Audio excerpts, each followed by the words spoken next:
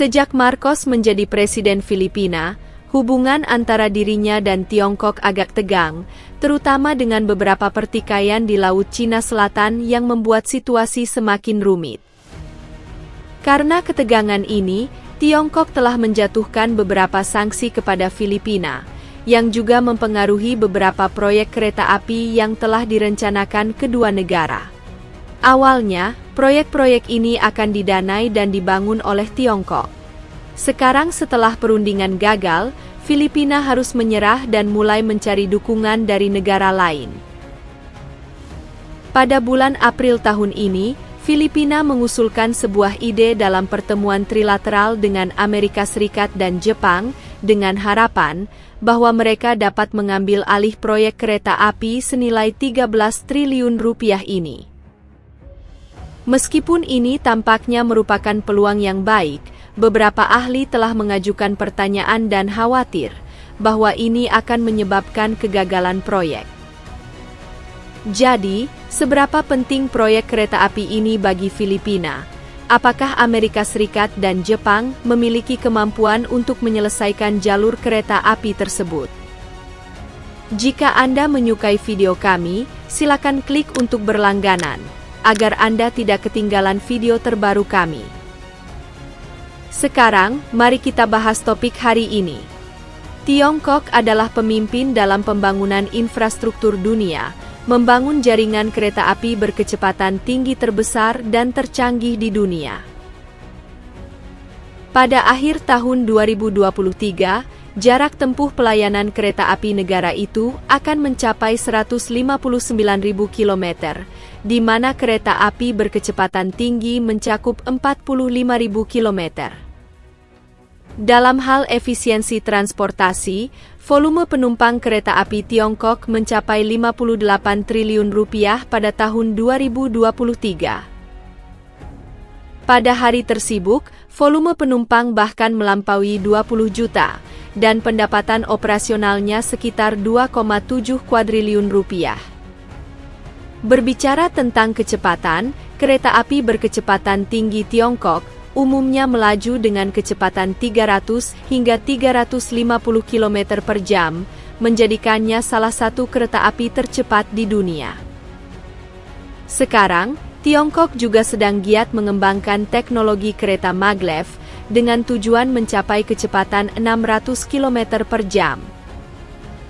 Seiring dengan semakin matangnya teknologi dan pengalaman konstruksi perkereta-apian Tiongkok mulai merambah ke luar negeri, dan telah meluas ke banyak negara di Asia Tenggara, Afrika, dan Eropa. Keunggulan dan pencapaian teknologi ini membuat banyak negara ingin mencoba dan berharap dapat memperkenalkan fasilitas serupa. Pada tahun 2021, Presiden Rodrigo Duterte mengusulkan rencana perkeretaapian besar yang disebut Koridor Ekonomi Luzon dengan total investasi hingga 79 triliun rupiah. Proyek ini bertujuan untuk mendorong pembangunan ekonomi Filipina yang memerlukan pembangunan 3 jalur kereta api utama. Jalur kereta api ini menghubungkan zona pelabuhan bebas Teluk Subic dan Bandara Internasional Clark, dan terhubung dengan sistem kereta api utara Filipina, yang dapat membawa momentum pembangunan baru bagi ekonomi regional. Diharapkan setelah proyek kereta api Koridor Luzon selesai, hal itu akan sangat meningkatkan tingkat infrastruktur Filipina dan menyuntikkan dorongan kuat ke dalam pembangunan ekonomi negara tersebut. Untuk berhasil membangun rel kereta api, Presiden Duterte saat itu memilih untuk bekerja sama dengan Tiongkok. Pada bulan Januari 2022, Departemen Transportasi Filipina mendirikan usaha patungan dengan 3 perusahaan kereta api Tiongkok dan menandatangani kontrak dengan total investasi sekitar 79 triliun rupiah. Menurut perjanjian ini, Tiongkok akan memberikan pinjaman kepada Filipina untuk mendukung pembangunan proyek-proyek kereta api ini. Dari kerjasama awal, proyek-proyek besar ini tampaknya penuh harapan. Mereka tampaknya telah memulai jalur cepat infrastruktur Tiongkok. Dari pinjaman hingga konstruksi teknis, tampaknya tidak menjadi masalah bagi Tiongkok. Namun, banyak hal tidak berkembang seperti yang diharapkan. Tidak lama setelah itu, Filipina secara tak terduga mengumumkan akan menghentikan kerjasama dengan Tiongkok. Lalu, apa yang terjadi sebenarnya? Semua alasan ini bermula dari pengunduran diri Presiden Duterte pada Juni 2022. Ketika Marcos menjabat, keterlibatan Amerika Serikat dalam politik Filipina semakin dalam, dan kebijakan luar negeri Filipina mulai berubah, secara bertahap menyimpang dari jalur kerjasama yang bersahabat dengan Tiongkok sebelumnya. Pada tahun 2023, pemerintah Filipina juga berkali-kali mengirim kapal untuk memasuki Laut Cina Selatan tanpa izin Tiongkok untuk mengirimkan bahan bangunan ke kapal perang Filipina yang terdampar, yang menyebabkan penjaga pantai Tiongkok menahannya.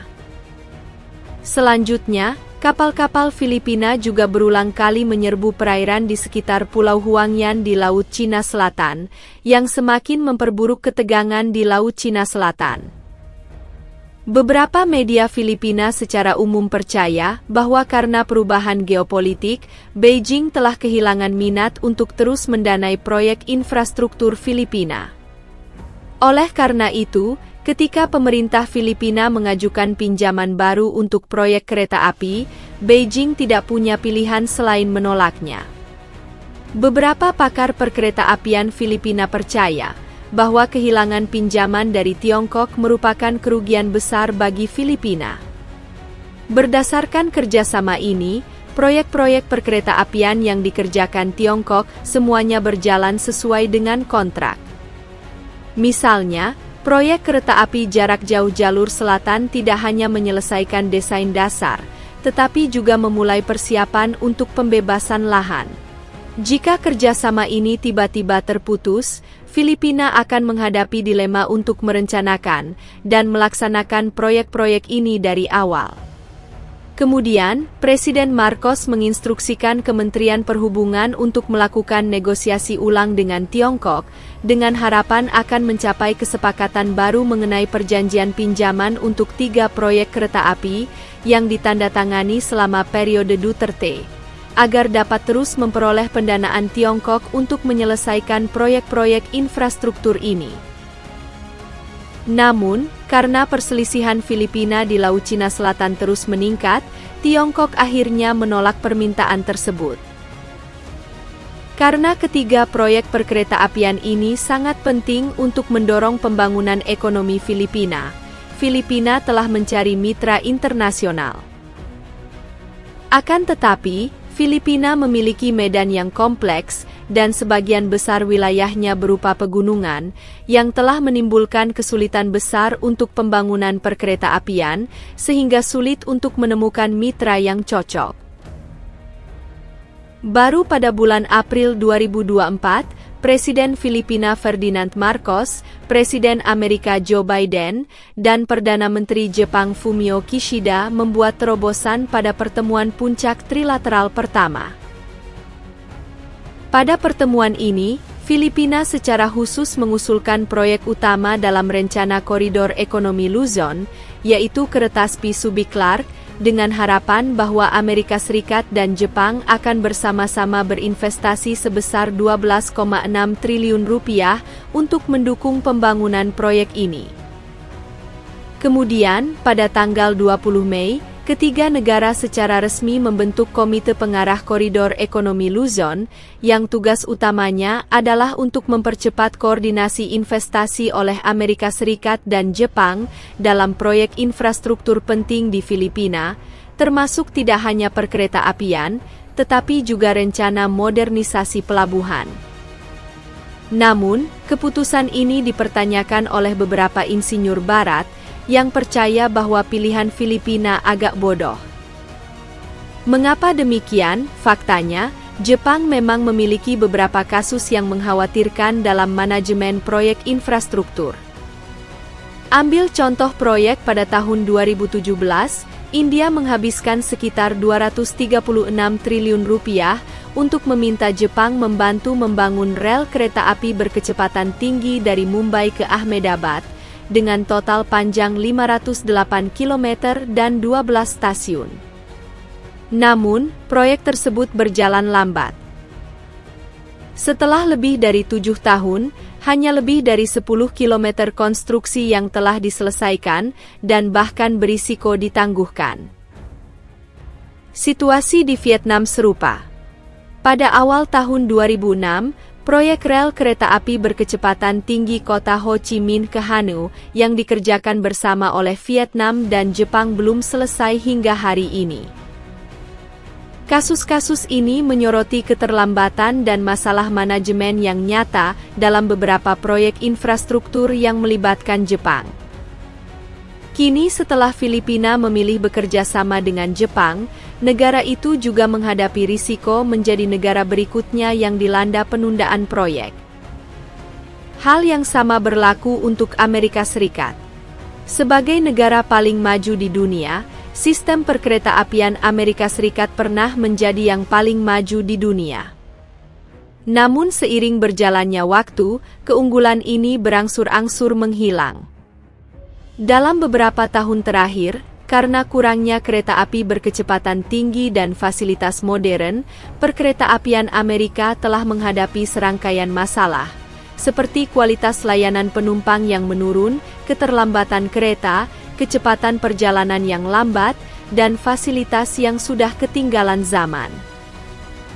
Menurut statistik dari Departemen Transportasi Amerika pada tahun 2023, hampir 13.000 kereta mengalami keterlambatan di seluruh negeri, dan lebih dari separuh kereta mengalami keterlambatan lebih dari 30 menit. Situasi ini tidak hanya mempengaruhi pengaturan perjalanan penumpang, tetapi juga menyebabkan masalah yang cukup besar bagi logistik dan transportasi.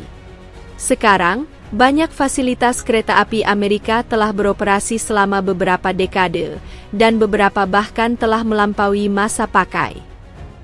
Menghadapi fasilitas kereta api yang menua ini, Amerika Serikat belum menemukan solusi untuk meningkatkan dan memutakhirkannya. Hal ini juga menggambarkan beberapa hambatan di Amerika Serikat dalam pembaruan teknologi kereta api dan manajemen infrastruktur.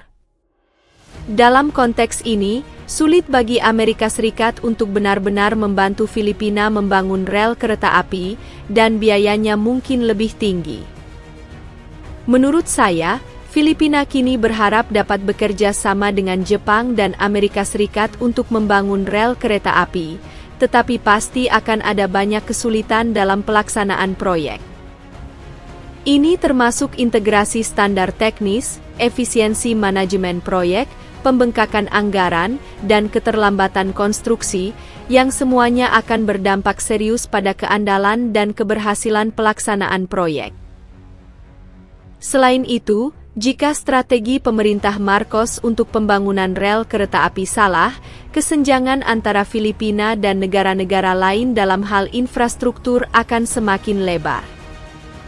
Menurut saya hanya melalui kerjasama dan strategi yang saling menguntungkan, pembangunan berkelanjutan dapat benar-benar tercapai. Apa pendapat Anda tentang pencapaian luar biasa Tiongkok ini? Bagikan komentar Anda di bawah ini dan nantikan video kami berikutnya. Jika Anda merasa video ini informatif, harap ingat untuk menyukai, membagikan, dan berlangganan untuk mendapatkan video terbaru kami.